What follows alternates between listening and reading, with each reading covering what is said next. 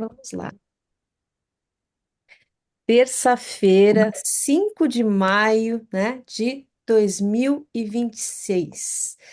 Estamos na nossa sessão semanal do Clube das Escritoras. Então, hoje vamos ter três leituras. E antes eu gostaria de abrir para contextualizar para quem está chegando agora, para quem não estava na outra sessão, né? Que a gente começou um movimento já de preparação para a fase 2 do percurso nosso, porque aqui a proposta é que até um ano você escreva a sua autobiografia, né? A primeira etapa é sozinha, acompanhada aqui no clube, é claro, mas cada uma escrevendo o seu texto para si, um texto que não vai ser lido para além aqui do clube, né? É um momento de preparação do terreno, que são os recortes biográficos. São 5 recortes para cada escritora. E vencendo essa etapa, já vai estar pronta, né? Preparada para começar uma segunda etapa que é o escrever o capítulo desse livro autobiográfico coletivo que nós vamos produzir e vamos lançar no encontro de setembro, né? E para essa travessia, o convite meu, que eu lancei no encontro passado, já temos duplas aqui, é que seja em duplas. Né? Então, aproximei aí a Fátima da Elis, né? A Cida e a Leia, né? A Fátima Elis, Cida e a Leia, e a Márcia e a Alda. Né? Então, eu gostaria de saber de vocês, tem algumas de vocês aqui, como é que foi essa semana, se já conseguiram fazer um contato com a sua dupla, como é que está esse entrosamento inicial? Ai, Joyce, eu estou muito orgulhosa da minha parceira Leia. Realmente estou muito orgulhosa dela, sabe? Pela evolução, pela compreensão. Saber que eu gerei uma sementinha ali e que deu super certo. Opa, Você vai ver que texto maravilhoso e lindo que ela conseguiu escrever, viu? que coisa boa! Em breve teremos a leitura da Leia aí, né? E eu quero saber, Leia, como Pois foi é. esse primeiro contato com a Cida aí? Vocês começando a desenvolver essa dupla de trabalho.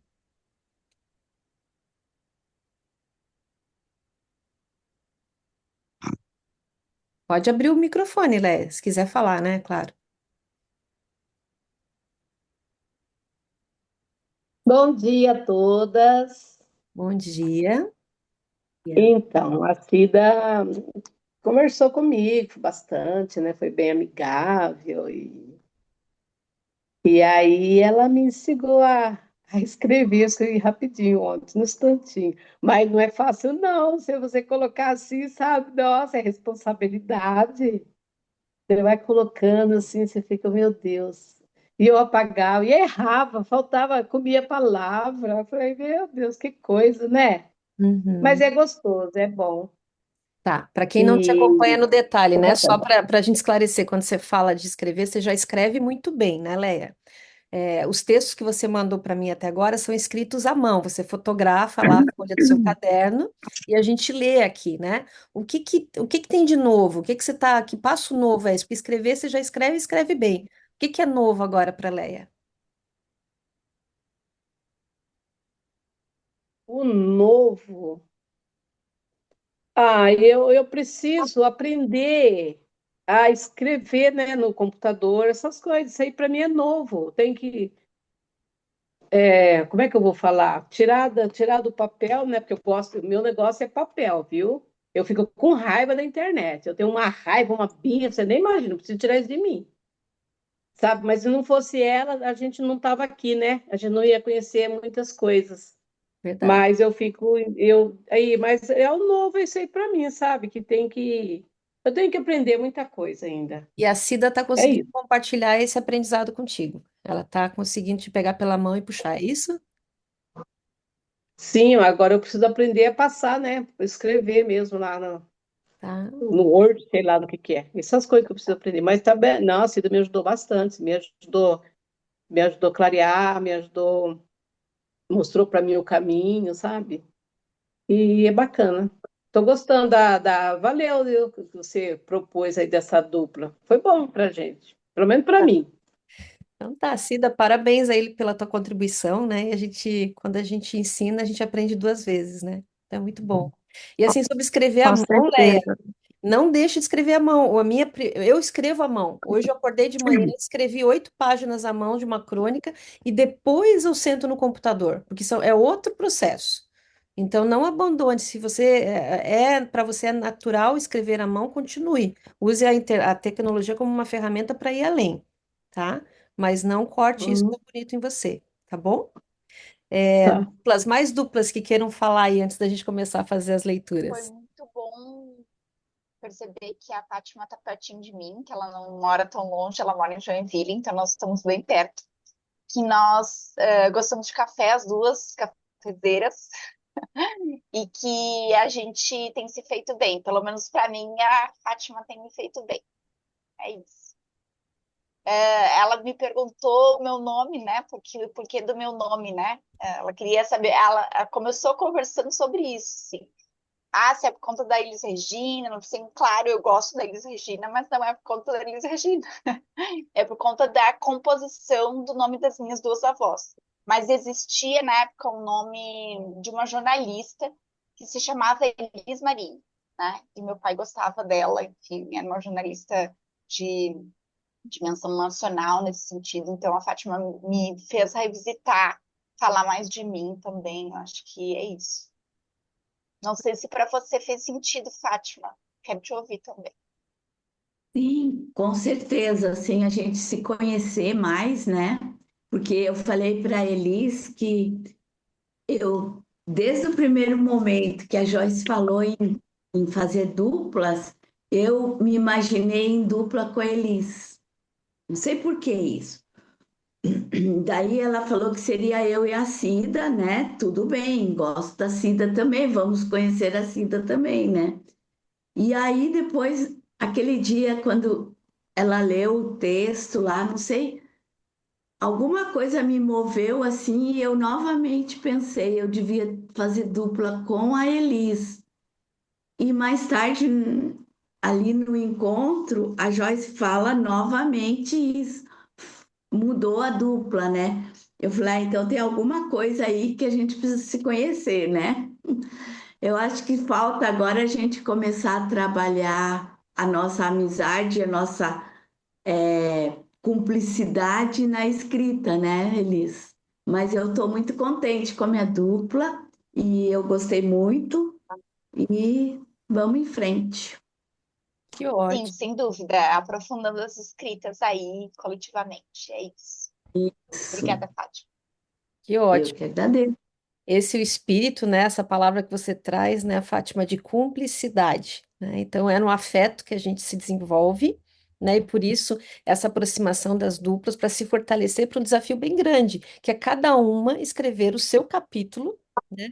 Para ser lida por muito mais pessoas. Então, é esse tubo de ensaio, vamos dizer assim, né? Dentro da nossa estufa aqui, que é o cultivo de biografias, tipo, o que que eu vou escrever? Como eu vou me colocar? Como vai ser? Então, ter essa cumplicidade. Cumplicidade é uma palavra ótima para esse momento, tá? Então, Bárbara, você não estava com a gente na semana passada, mas acho que já dá para ter uma ideia do caminho. E daqui a pouco a sua dupla vai se apresentar aí, vai ter uma mulher, né, que está sem dupla e vocês vão se encontrar no caminho. E a ideia qual é, né? Por exemplo, a Fátima já fez os seus 5 recortes, a Elis está no terceiro agora, que é o que a gente vai ler hoje, né? Então, além de ser esse empurrãozinho, essa, né, de que puxa e vem, de já irem se trabalhando. Então, a Fátima começou ali, quando chegou na sala hoje, falou assim: eu sigo escrevendo, mas agora são coisas mais aleatórias, assim, isso tem um desassossego aqui nisso que eu estou escrevendo. Então, Fátima, você já pode ir fazendo a estrutura do teu capítulo, sabe? E aproveitando esses momentos de entrosamento e cumplicidade com a Elis para ir estruturando o seu capítulo. São 10.000 caracteres do teu espaço. Então vai, só vai. Do jeito que você quiser se colocar para o mundo no livro. Esse é o convite, tá bom? Bem-vinda, Alda, que acabou de entrar na sala. Márcia, você perguntou ali no grupo, né, que gostaria de falar um pouquinho comigo. No final da sessão, quando a gente finalizar, eu fico um pouquinho a mais para a gente conversar, como foi da outra vez, tá bom? Ok, Muito bem, querida. muito bem, muito bem. 11h15, vamos começar as leituras de hoje. Vamos começar com as leituras que já estavam na escala, né? Cida, Elis. E daí temos também a da Bárbara, que não estava com a gente semana passada, mas nós temos texto da Bárbara e vamos aproveitar a presença dela para ler aqui. Então, deixa eu ver aqui. Cida. O mais recente que eu tenho da Cida, que a Cida produz os textos e vai mandando, e eu arquivo aqui para quando tiver a vaga, né, for a vez dela para ler. O último que eu tenho aqui é Gratidão, de 14 de abril. Lemos esse hoje, Cida? Não, Eu tenho mais recente. Joyce, Oi. não, eu não escrevi Hum, texto para hoje, porque eu quero mesmo ouvir o texto da Leia. Eu tirei esse tempo para ouvir a Leia, entendeu? E hum. na próxima terça, daí eu entro com o texto, viu? Você vai passar a sua vez para a Leia ser lida hoje, então. Isso, Tá isso. bom. Leia, você pode me encaminhar seu texto para eu ler?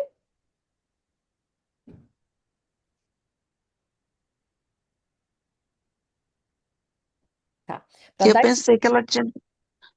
tá. Para dar esse tempinho para a Leia, então, eu vou ler quem já está aqui na mão, que é o da Elis, tá? E daí, Leia, no seu tempo, encaminha no meu WhatsApp, tá bom? E a gente vai tudo dar certo. Vamos lá. Simplesmente Elis com Z. De fato, eu tenho abandonado as escritas de mim. Eu tenho procrastinado escrever. Sei que o que tem me impossibilitado escrever. Já não posso fugir de mim mesma. Tem perseguido todo o meu ser a questão do que me nutre e o que me desgasta. Mais o que me desgasta. Trabalho intenso tem me pegado de jeito. Provas, trabalhos, correções, relatórios, mais provas, aquelas pilhas que não acabam mais, além de atestados, pedidos de rever frequências e mais diversos de estender prazos. Sabe aquele sabor e cheiro de dar aula que parece sumir e consome, quase some? Essas questões burocráticas que tenho chamado entre aspas, isso tem me tirado do meu eixo, tem me tirado do meu prumo. E me surge uma turma apática, que não lê, que não está disponível e aberta aos diálogos e às reflexões que eu proponho. Acho que não é por acaso. O que eu posso mudar? Me mudar? Eu me faço essas perguntas, mas ao mesmo tempo, à medida que escrevo à mão, vou olhando com os outros olhos. Eu atento para o que me nutre, que é acolher, humanizar, cuidar, escutar a cada pessoa como é. Tudo isso diz de mim mesma no jeito de fazer e ser. Mas o que me desgasta não precisa ser aterrorizante, e não precisa que eu me abandone no caminho, e não precisa ser tão desgastante, como eu mesmo tenho visto. E vou detalhando. Dar aula para 45 alunos, para uma turma apática de psicologia social, a disciplina que é minha paixão e que me fez tornar professora, não do jeito que sou hoje, mas do jeito que fui me tornando e fui me construindo e que me enxergo hoje. Tenho possibilitado me questionar. Essa turma tem me consumido emocionalmente. E será que eu tenho sido eu mesma? Será que vale a pena continuar a dar aulas? Será que eu vou me fazer essas perguntas? Será que eu me fazer essas perguntas é loucura? Tenho me percebido entristecida e tenho me permitido sentir. Não quero mais racionalizar, apenas sentir tudo, inclusive o que me deixa desconfortável. Dessa forma, eu acho que não me abandono de mim mesma. Eu era aquela que racionalizava, ficava pensando horas e querendo decidir tudo e fazer. Mas eu tenho me permitido pausar, parar e apenas sentir. Às vezes eu me pergunto se há algo de errado comigo. Não ter o próximo passo, não ter algo planejado e, de fato, só sentir pode ser o norte. Sentir é estar na contramão. Sentir é estar na contramão de mim mesma. Fazer e ser diferente do que já vivenciei. Pausar de escrever, observar o que eu sinto. E é é o que oportuniza e gera. Gera um outro jeito de vivenciar, de escrever e digerir. À medida que eu escrevo, observo meu corpo. Sinto meu estômago se movimentando, quase me avisando que meu corpo sabe. Assim que sigo escrevendo à mão e a caneta se move, o meu corpo também digere. E cada palavra que eu vou também me entendendo, me reconhecendo, me conectando, quase como uma costura que vai se alinhavando por dentro, ganhando sentido. A cada palavra que eu escrevo, noto que meu corpo reage, como uma espécie de cura. Acho que algo em mim muda. Ainda não sei bem o que, mas acho que é algo interessante. Eu somente quero ser eu mesma. Simplesmente Elis com Z. Esse é o texto da Elis. Simplesmente Elis com Z. Agora eu convido as sócias do Clube das Escritoras a fazerem suas considerações para a nossa autora. Ah, eu amei o texto. Ela colocou uma profundidade muito interessante de falar da essência dela, entendeu? Do que é ser a Elis. E ela conseguiu poetizar esse texto de uma forma bem profunda. Parabéns, Elis, parabéns, muito lindo. A Cida falou uma palavra que eu tinha anotado aqui também. Ela parece que poetizou o caos, porque hoje dar aula não tá fácil, né?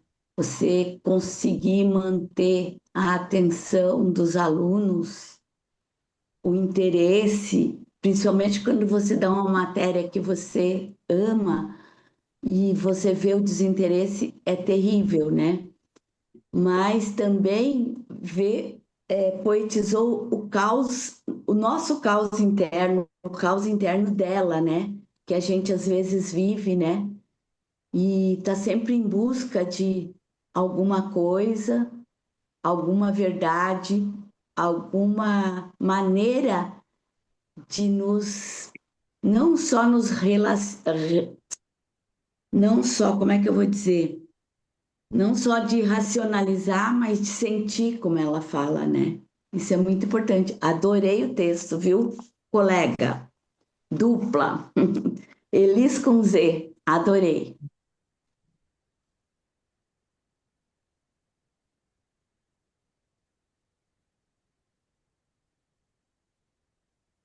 Alda levantou a mão, gostaria de fazer alguma consideração, Alda?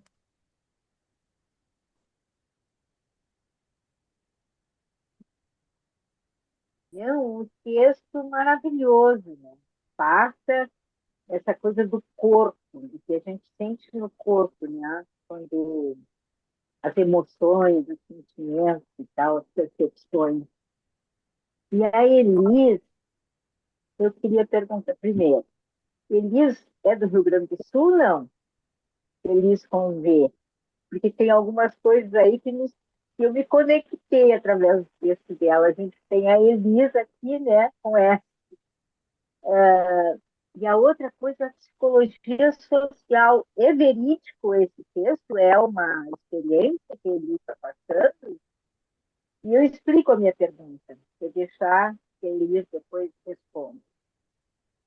Eu, há 50 anos atrás, quando eu entrei para a faculdade, eu entrei fazendo psicologia.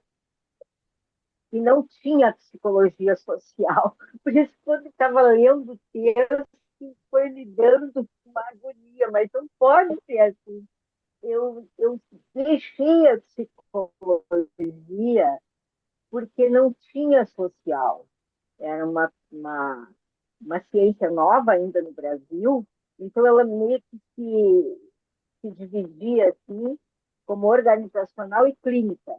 E eu já tinha, sem saber muito, eu fui descobrir isso lá na universidade, essa coisa do coletivo, né? E acabou me encaminhando depois para ciências sociais. Eu falo desse coletivo. tinha uma outra coisa mais pessoal.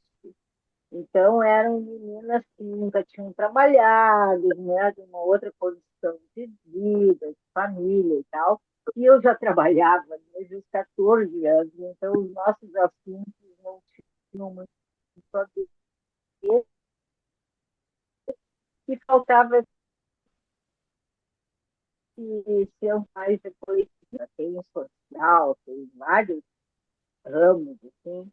E aí, quando estava lendo o texto da Elise, ela dizendo dessa coisa da falta de leitura, né, da falta de entrega e tal, me deu uma agonia, assim, essa agonia que ela passa ali no texto, eu senti um pouquinho. Claro que não é uma experiência idêntica, né, porque estar em sala de aula é uma experiência única, mas fiquei triste nesse sentido, assim, de que é verídico, que é verdadeiro, base em fatos verdadeiros, fiquei meio tristinha com isso, porque acho a psicologia social uma, uma grande oportunidade, né, de nós entendermos melhor como se dão relações em sociedade.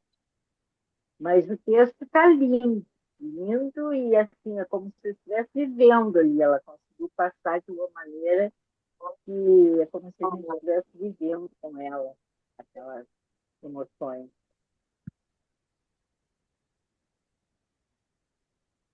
É Bem, isso, meus amores. é.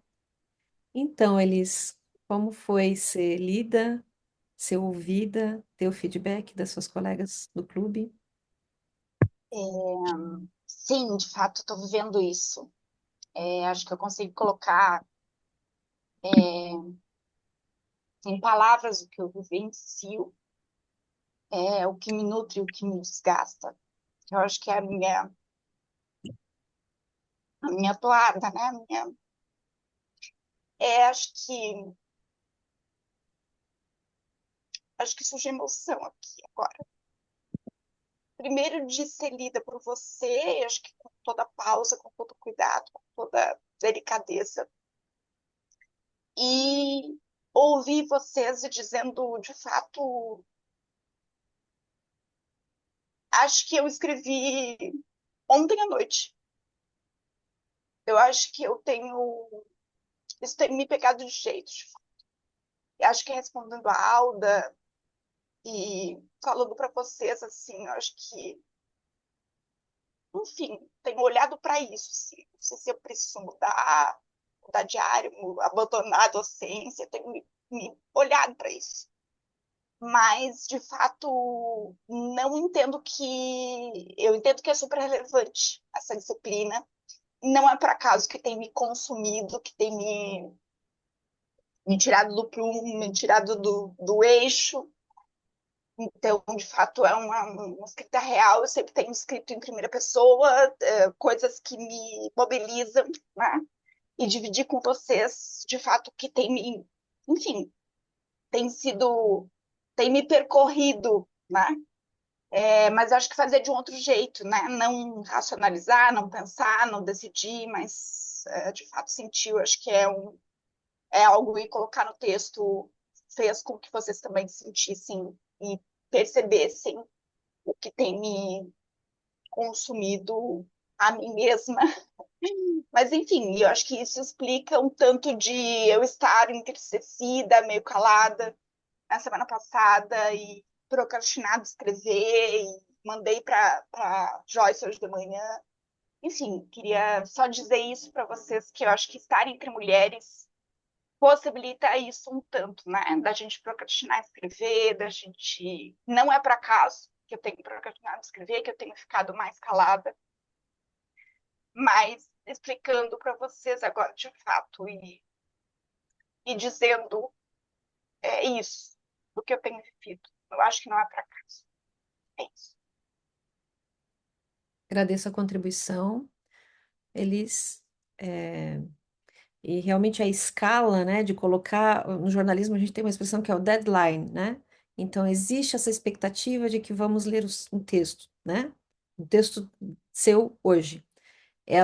Ele faz essa fricção que movimenta. né? Não que seja a pessoa seja obrigada, às vezes tem compromissos naquela data que não permite que ela esteja, não permite que ela esteja com o texto, ou ela toma a decisão de não estar com o texto, né? Mas é interessante porque movimenta e pode chegar a lugares muito interessantes, como esse texto que você nos brindou hoje. Muito obrigada, tá? Vamos ler agora então o texto da Bárbara. É um texto que a Bárbara já havia enviado em 25 de março, porque a escrita autobiográfica é assim. Às vezes a gente está em um momento de fluxo, que sai um texto, no dia seguinte sai outro texto, e depois a gente fica um mês sem produzir, mas está vivendo, né? Está acumulando biografia dentro da gente. Então, também se permitir esses movimentos, essas oscilações, porque nós somos mulheres, somos de ciclos também, né? Vamos lá. Há escolhas que não são feitas apenas uma vez. Elas nos atravessam em diferentes momentos da vida, exigindo de novo que sejamos fiéis àquilo que somos, mesmo quando isso custa caro. Eu já havia escolhido a vida do meu filho, mas em algum momento precisei escolher também entre o meu sonho e a sobrevivência. Em 1995, aos 23 anos grávida, eu abdiquei da faculdade de psicologia. Não foi uma decisão impulsiva, foi uma escolha consciente. Eu sabia que precisava trabalhar, me sustentar, sustentar meu filho, dar conta da realidade que se impunha diante de mim. A psicologia ficou em suspenso, não como desistência, mas como algo que precisaria esperar. E ela esperou. Quando meu filho tinha cerca de 2 anos e meio, conheci o Walter, que é hoje meu marido. Construímos uma relação, fomos morar juntos e a vida começou a ganhar novos contornos. Mas a psicologia nunca saiu de dentro de mim. Ela permanecia ali, silenciosa, como um chamado constante. Havia, no entanto, um limite imposto. Meu pai dizia que pagaria a faculdade para os filhos, mas não a psicologia. Ele queria que eu seguisse na empresa da família, que fizesse administração, que desse continuidade ao caminho que ele considerava adequado. Eu vinha da contabilidade e, para ele, o futuro já estava traçado. Mas não era o meu. Durante os anos em que fiquei fora da faculdade, eu não parei. Fiz inúmeros cursos, formações, especializações, viajei, estudei, busquei conhecimento onde fosse possível. Muitas vezes deixava meu filho para trás para poder ir atrás dessas formações e, em silêncio, pagava o preço disso. Mais uma vez, eu me via dividida entre o que precisava ser feito e o que, no fundo, eu desejava viver. Eu queria crescer, queria contribuir com a empresa, tinha visão, tinha iniciativa, pensava no futuro, na continuidade, na sucessão, mas isso não era visto ou não era valorizado. Meu irmão trabalhava comigo e, de alguma forma, havia sempre um movimento de deslegitimação do meu lugar. Minhas buscas por formação eram desestimuladas, criticadas, muitas vezes boicotadas. Havia ali algo que eu demoraria anos para nomear com clareza: machismo, desigualdade, privilégios que não eram meus. Homens tinham espaço, as mulheres precisavam justificar sua existência. Em algum momento, minha mãe me perguntou: Tu não vai estudar? E eu respondi com uma verdade que já estava madura dentro de mim. Eu só vou estudar quando for fazer para fazer psicologia. Era uma decisão, um limite, um posicionamento. E então, meu pai cedeu. Em 2003, depois de 8 anos, eu voltei para a faculdade. Retomar aquele sonho não foi simples. A vida já estava estruturada de outra forma. Eu trabalhava, tinha família, responsabilidades. A faculdade era diurna, exigia presença, exigia escolhas, e mais uma vez eu tentei conciliar tudo. Mas nem todos estavam dispostos a sustentar esse movimento. Minha ausência na empresa gerava incômodo. Meu irmão alimentava esse desconforto. Reforçava a ideia de que eu não estava comprometida. E eu, tentando fazer o possível, perguntava ao meu pai qual seria a melhor forma de conciliar, em que horários, em que períodos, de que maneira eu poderia seguir sem prejudicar a empresa. Até que em junho de 2004 veio a ruptura. Eu me lembro com clareza. Pai, estou organizando as disciplinas. Tem algumas à noite, mas agora preciso fazer algumas durante o dia por causa do estágio. Ele me olhou e disse: ou tu trabalha o dia inteiro, ou tu não trabalha mais. Houve silêncio. E dentro desse silêncio, uma decisão. Então, eu não trabalho mais.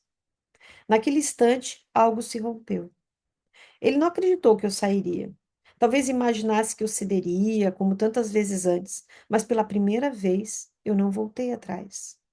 Eu me demiti.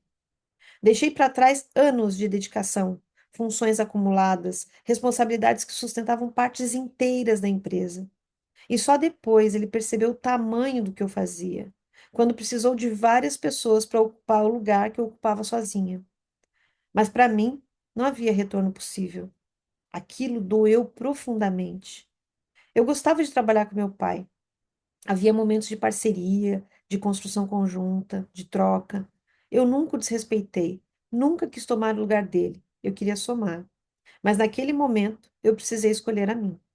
E essa escolha teve um preço. Eu e o Walter reorganizamos nossa vida. Ele esteve ao meu lado, sustentando aquele novo começo. E eu segui. Estudei, me dediquei, fiz tudo que estava ao meu alcance para concluir a faculdade. Me formei em 2006. E por um breve momento houve um vazio, um tempo de transição, de não saber exatamente para onde ir, de construir um caminho em uma área que até então era sonho. Mas logo vieram os atendimentos, as clínicas, os espaços, o início de minha trajetória como psicóloga. Eu estava, finalmente, começando. E então, em 2008, outra ruptura. Meu marido foi embora. Assim, de repente. Na mesma semana em que eu deixava um espaço de trabalho, eu me preparava para abrir meu próprio consultório, o terceiro lugar onde eu atuaria, ele saiu de casa. Era depois da Páscoa, março, e eu fiquei sozinha de novo. Eu tinha uma casa, tinha um carro, tinha um filho de 12 anos, mas não tinha dinheiro. E mais uma vez, a vida me colocou diante daquilo que eu já conhecia, a necessidade de recomeçar do zero. Foram anos difíceis, muito difíceis. Houve momentos em que faltava o básico, momentos de insegurança, de medo, de incerteza sobre o amanhã. Eu fazia tudo o que podia. Agarrava cada oportunidade, cada possibilidade de trabalho, cada chance de sustentar a mim e ao meu filho. Enquanto, ao mesmo tempo, eu era julgada, criticada, condenada, como se cada escolha minha precisasse ser validada por um tribunal invisível. Foram anos escuros, mas ainda assim havia movimento. Enquanto tudo parecia ruir, algo dentro de mim crescia. Eu me fortalecia profissionalmente, construía pouco a pouco o meu espaço. Aprendia na prática a sustentar não apenas a minha vida, mas também a minha identidade. E mais uma vez, eu não desisti, porque no fundo eu já sabia. As rupturas não vinham para me destruir, elas vinham para me reconstruir. Então, esse é o texto. Há escolhas que não são feitas apenas uma vez, da Bárbara. Agora vou abrir para as considerações das sócias do clube, presentes aqui na sala.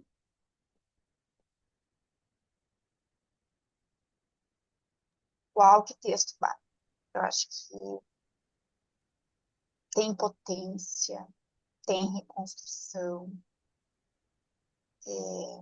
Acho que me reconheço um tanto nas suas palavras.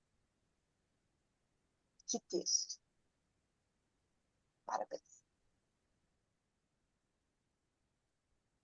Eu diria assim, que caminhada, né? E, e o quão mais difícil é para as mulheres traçar esses caminhos, né? Mas olha como a gente é forte, né? Como você foi forte. E é isso, gente. Tá lindo, tá inteiro o teu texto, assim, sabe? Pegou fundo.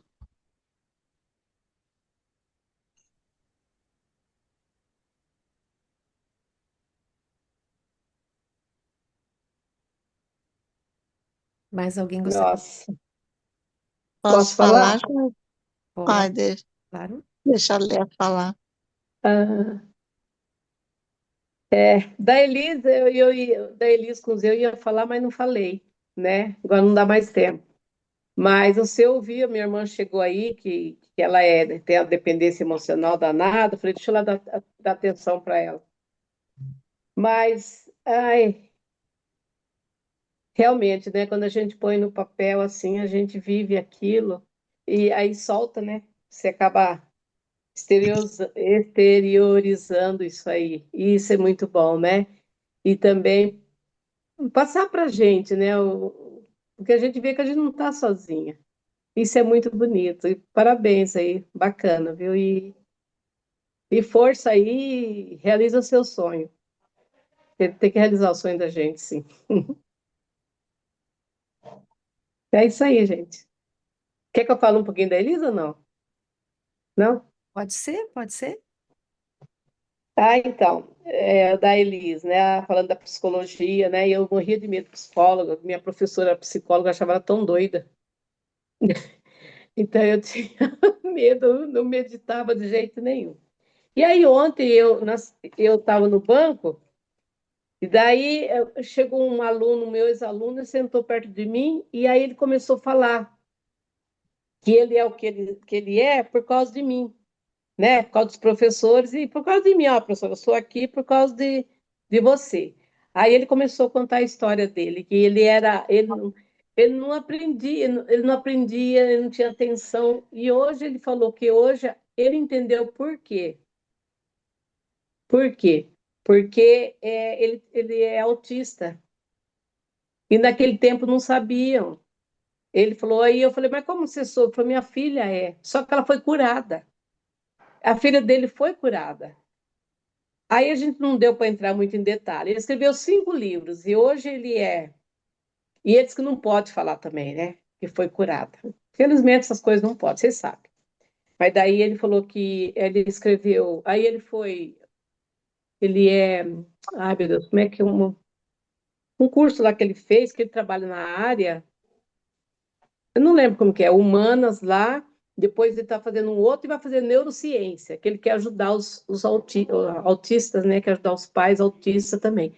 Aí ele dá palestra na firma, daí ele ajuda as pessoas, porque aí eu comecei a conversar com ele, nossa, foi tão bom nosso encontro, daí ele falou assim, ele começou a conversar com as pessoas, por que que não param no serviço, sabe? A pessoa vai e está sempre mandando currículo, currículo, currículo. Então ele salvou um monte de gente, contando a história, mas eu achei tão bonito, eu falei, olha, parabéns, continue fazendo esse trabalho aí.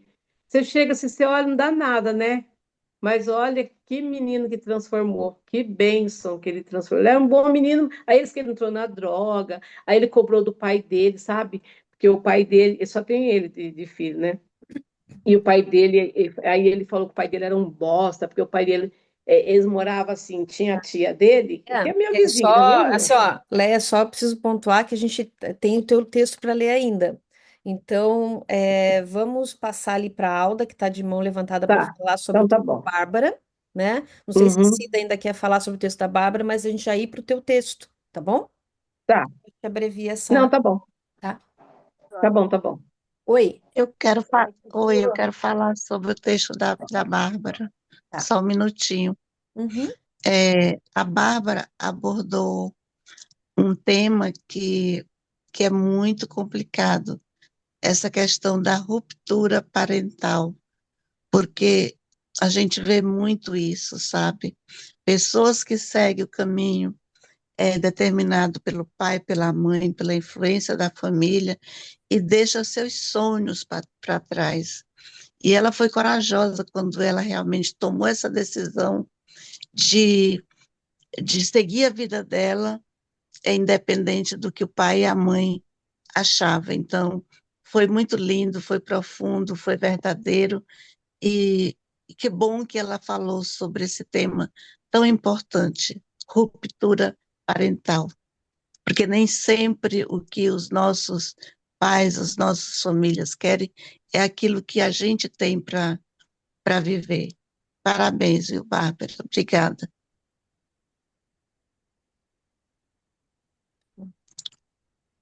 Alda, vai querer falar também? Não, não, mas prioriza, eu já falei bastante, Tá bom, prioriza o que está tá faltando. certo. Tudo bem. Bárbara. Como é que foi para você ser lida e ser Então, ouvida, né? né? E ter o feedback das suas companheiras do clube? E aí eu fui me dando conta que isso fazem quase 20 anos, né, Joyce? Então, isso assim, é o momento onde me formei, onde eu estou fazendo 20 anos de formatura, agora dia 5 de agosto. E me emocionei profundamente na tua leitura, né? Porque esta foi algumas rupturas, depois tiveram outras, né? E teve reencontros também, que vão ser os próximos capítulos. Então, assim, muita emoção. E no momento onde, de novo, eu estou fazendo algumas escolhas profissionais em termos de para onde eu estou indo agora, que estou fechando esse ciclo de 20 anos, qual a construção daqui para frente, fazendo 53 anos. Então, quais as construções que eu estou fazendo? Mas muita emoção, porque foi realmente uma batalha muito grande, né? Ainda final de semana eu estive lá na minha família, meu cunhado está doente, minha mãe está lá, meu pai faleceu em 2022, e mesmo com tudo que eu e meu pai brigávamos, era o meu vínculo mais forte. E ele olhava para mim e dizia: Tu é igual a mim, porque ele rompeu com coisas, né? Então, ele mesmo sendo machista, mesmo ele dando privilégio para o meu irmão, ele sabia que a única que rompia e a única que realmente rompeu, hoje mora em Santa Catarina, trouxe família, veio embora, fez a sua vida, fui eu. Os outros estão debaixo das asas, os outros três meus irmãos, né? Então, assim, eu escutando a história e eu lembrando do final de semana, lembrando desses 20 anos de jornada aí que foram depois disso, tem muito para escrever. E agradeço a oportunidade de estar sendo lida e a oportunidade de escrever também, né? Que eu acho que todas as histórias que a gente escuta contribuem. É um pouquinho da gente, a minha história é um pouquinho também dessas mulheres lindas que estão escrevendo. E mesmo que eu falte muito, mas é muito bom por conta de trabalho, por conta de compromissos, né? Mas é muito bom. É muito gratificante poder ser ouvida e poder falar. Sim. É, é interessante que há um ditado que diz que o acaso é uma ciência sem nome, né? Então, que parece que foi por acaso que não lemos na semana passada o texto da Bárbara, que estava na escala, mas não pôde vir, né? Mas já tinha esse texto. E parece que foi por acaso que o texto da Bárbara foi lido depois do texto da Elise. E nós temos aqui, né, o texto de duas psicólogas refletindo sobre o fazer psicologia, o amor pela psicologia, os caminhos na vida e no trabalho, né? E como eles se entrelaçam. O Gandhi, que foi um grande pacifista, um grande mobilizador social, né, da história do mundo, ele usava a roca, aquela de fazer fio, e, e também o tear, né, o tear manual, como instrumento de mobilização social, né, porque era uma época que o tecido era todo fabricado, existia um monopólio da Inglaterra na fabricação de tecido, né? Então, nas colônias, ela impunha que a colônia não poderia ter fábrica de tecido, mas tear manual podia, né? Tear artesanal. E foi ali que ele foi construindo. Ele tinha uma metáfora lindíssima que se aplica a essa sala hoje, que ele diz que cada história de vida é como se fosse um fio de ouro. E elas entretecidas, e daí a gente conecta com Morin, né? Quando ele vem na contemporaneidade, diz que estamos todos entretecidos, né? Então, essas linhas de ouro entretecidas é que formam um tecido social rico, precioso.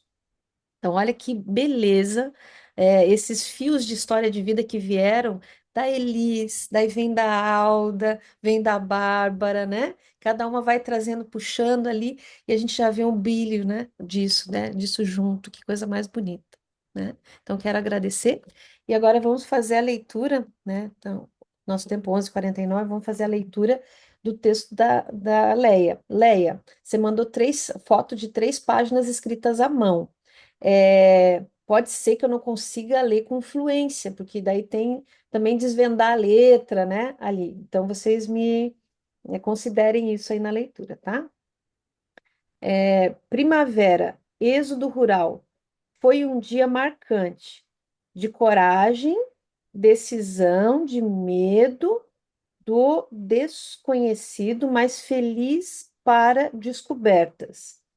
Mais que descoberta com a certeza das incertezas, ou quem sabe, da incerteza das certezas. Fui para outra cidade em busca de trabalho para comprar meu primeiro relógio e fazer faculdade. Fui morar com duas irmãs e uma delas trabalhava no emprego que eu fiz inscrição e durante 45 dias lá estava no portão da empresa, até o chefe de RH chegar, eu com a esperança que seria esse dia de ser admitida. Depois de 45 dias, o chefe, vendo minha insistência, disse-me, e você não desiste mesmo? Eu disse-lhe, eu preciso trabalhar. Daí ele falou, mas aqui tem muitas horas extras e você estuda. Então eu falei, eu falto às aulas e pego o caderno emprestado dos colegas. Ele falou ainda, mas você não tem experiência. Daí eu falei, ah, então antes do seu primeiro emprego você teve outro? Ele me disse, então tá, comece amanhã. E saiu com o carro, porém deu ré e me disse, mas não se passa na experiência, se não passa na experiência, te manda embora e foi para o escritório. No dia seguinte, eu toda feliz, entrei na empresa junto com uma minha amiga que trabalhava lá. Ela virava as asas do frango na esteira, eram muitas vezes que os frangos caíam no chão, mas ensacado no plástico transparente. Antes da experiência, eu já tinha subido de cargo e fui trabalhar com os veterinários, pois eu era a única que tinha datilografia. Recebi meu primeiro pagamento, comprei meu primeiro relógio e senti como um troféu. E pude ajudar muitos irmãos na água, luz, aluguel da casa e alimentação. Às vezes, aos sábados, eu ia no sítio visitar meus pais e meus dois irmãos caçulas. Depois, meu pai comprou uma casa na cidade. Comecei a fazer faculdade. Dali a alguns anos, fui morar com a minha mãe na cidade. Trabalhei na prefeitura, por ser contínua, e às 6 da manhã entrava no serviço para fazer café com leite, pão e manteiga para os trabalhadores. Chegava na faculdade às 24 da faculdade às 24 e às 6 da manhã lá estava para trabalhar. Depois eu fiz a segunda faculdade. Chegava 24, 27 na estação, um escuro, um breu, e só aproveitávamos os faróis de trem para iluminarmos nossos caminhos. Eu e minha vizinha, nós duas não tínhamos dinheiro para comprar uma coxinha cada. Então comprávamos uma e enchia de ketchup e repartimos para nós duas. Ou comprava a passagem do trem ou a coxinha. Terminei a faculdade e depois casei, mudando para a capital. Outro desafio. Casamento, casa, aulas, novos lugares. No meu casamento teve dois novilhos que meu pai doou. Teve melancias, bolos, mais de 300 convidados. Após o casamento, fui para São Paulo. Aí essa folha ela tá dobrada aqui. Por Eu não consigo ler, Leia, porque tá essa parte ela ficou dobrada a foto da folha. Podemos continuar na semana que vem? Você consegue mandar digitada para mim na semana que vem? Fazendo um intensivo com a Cida aí, pode ser? Mas vocês viram que senta que lá vem história, né? Tem uma jornada, né? Tem uma jornada, né? Essa moça que estava lá na Noruega semana passada, né? Né, Leia? Tem história, senta que vem história, né? Então, assim, Todas as histórias cheias de camadas, né? né? Cida e Leia, ó, bastante trabalho até o próximo encontro, viu? Digitar. Então, a moça que já foi datilógrafa, né? Poxa, não está tão longe aí da tecnologia, né? Tá bom? Então, Com certeza. tá? O que eu puder É, fazer, eu vou fazer. Eu gostei muito, assim, de poder ser útil para ela, mostrando o caminho por onde ela começar, porque eu acho que tem pessoas, mulheres que estão perdidas na questão do recorte biográfico, que não entendem muito bem, sabe, por onde começar. Aí pedi para ela me mandar, ela me enviou o recorte biográfico e eu fiz um recorte e enviei para ela de volta para que ela escrevesse em cima daquele ali. e deu tudo certo, né? Porque daí ela conseguiu escrever o texto dela. Tá bem difícil realmente de entender na escrita aí, mas eu acho que quando ela digitar vai ficar bem melhor. Mais uma vez, parabéns. Muito orgulhosa de você, Léa. Muito bem, muito bem. Então a gente já vê o trabalho em dupla andando, né? Aproveitando o gancho, bom, Cida, que você trouxe, né? Essa questão do recorte biográfico, eu quero aproveitar esses últimos minutos, né? Temos 5 minutos. Dúvidas sobre o recorte biográfico. O que que vocês gostariam de perguntar?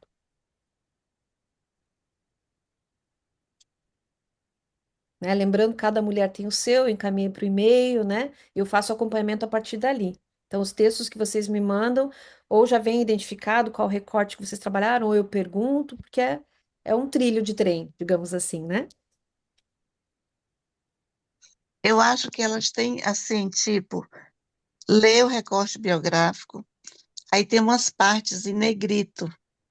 É em cima desses tópicos que estão em negrito que elas vão escolher escrever os textos na sequência, cada um trazendo à tona aquilo que a Joyce conseguiu entender e passou sobre o recorte. Eu acho que fica mais fácil assim para que elas possam entender. Uhum. É isso, né? Então, o documento ali é um documento de 3 páginas, onde eu contextualizo o pedacinho da sua vida que você compartilhou comigo, né? Cada uma de vocês, mediante ao método do cultivo de biografia, citando, olha, esse aqui é a primavera, o verão, dando essa perspectiva, né? Trazendo um pouquinho de ar, né? Para respirar sobre a própria história. E depois, no final, é o seu recorte biográfico indicado, e são 5 tópicos, né? É uma sugestão, é um convite, não é uma obrigação. A ideia realmente é um convite para escrever em primeira pessoa. Alda, pode falar. Então, assim, eu queria dizer assim que eu não tenho dúvida. Está muito claro aí no recorte biográfico que eu recebi do filho. Eu não tenho dúvida. Eu tenho, mas eu não quero fazer uma coisa descritiva, porque acho que quero ir um pouco mais a fundo, sabe? E esse o problema, é tempo, estar emocionalmente disponível para fazer. Mas eu acho que foi, no meu caso, eu acredito que para todos, a Joyce foi assim nos pontos cruciais, justamente naqueles que não dá para só descrever, sabe? É bem interessante. Então, isso é bom. Agora eu vou fazer uma pergunta. A Márcia está na reunião? Márcia está. Eu vi o nomezinho dela ali, mas ela não está. Essa menina não fala. Tá bom. Oi, Depois eu Alda, tô converso aqui. com ela. Ah, você está aí tão quietinha? Tudo bem, Márcia? Não nos É que eu tô com uma falamos atividade que eu não posso ali. parar agora, eu estou ouvindo e fazendo Não, é tudo uma bem. sequência que eu não tenho como parar. Não, tranquilo. Você queria saber de quê Tá? mesmo? Então é interessante Tô isso que aqui. você traz, Alda. A dupla também, e a Márcia é a sua dupla, é esse espaço de cumplicidade para começar a soltar também, né? Quem não estava na aula semana passada no encontro, assista a gravação, a contribuição da Alda foi enorme no sentido de compartilhar com a gente o processo dela de sair de um texto mais descritivo, terceira pessoa, né? Essa defesa, né? Muitas vezes a gente se defende com um texto mais impessoal e como que ela está usando até mesmo a tecnologia como aliada para começar a tirar essa armadura e poder escrever em primeira pessoa, fazer esse mergulho que é o grande mergulho do que a gente convida aqui, né? Então, aproveita a tua dupla aí, a Márcia, para vocês trocarem, tricotarem e chegar nesses lugares e você ter a experiência que você quer ter, ok? Tá? Então, E a semana estamos. toda pensando na Márcia, que nós tínhamos que dar uma conversada e tal, e não deu, não deu. Quando Ó, vi, já era tem um negócio que terça-feira inventaram muito prático, de chamar novo. WhatsApp. É só ir lá no grupo e chamar uma amiga. Mas eu quero dizer que eu acho que a Alda tá diferente. Ela tava sempre de casaco, eu acho que hoje ela tá diferente. Ela tá com cor, Então, eu queria chamar a atenção disso. Não é por acaso que você está diferente. Nós estamos no outono, então passamos com chuva, vários dias de frio. Hoje está um dia maravilhoso, lindo, sabe? Mas se não me dissesse, seu Elis, propositalmente com V, ou foi só um. Não tinha nada a ver com a Elis Regina. Não, mas é Elis com Z e eu não sou do Rio Grande do Sul, eu sou catarinense. Nasci em Bom Retiro, em Santa Catarina. Não sou, e é propositalmente o meu Elis é com Z. Obrigada, Então, Alda.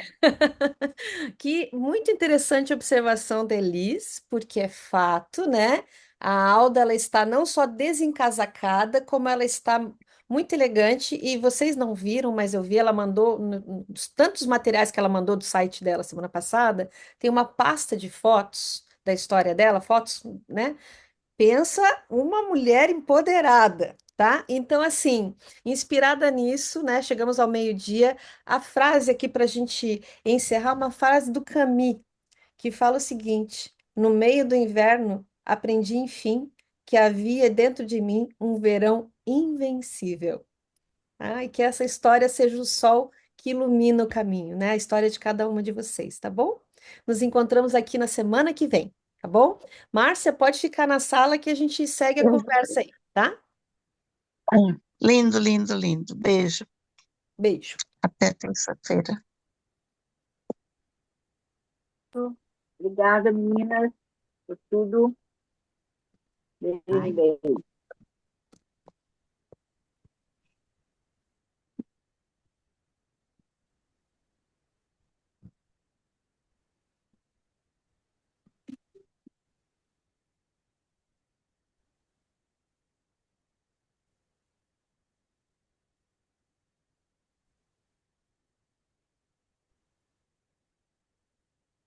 não consigo sair. Gente, eu acho que eu quero escutar a conversa de vocês.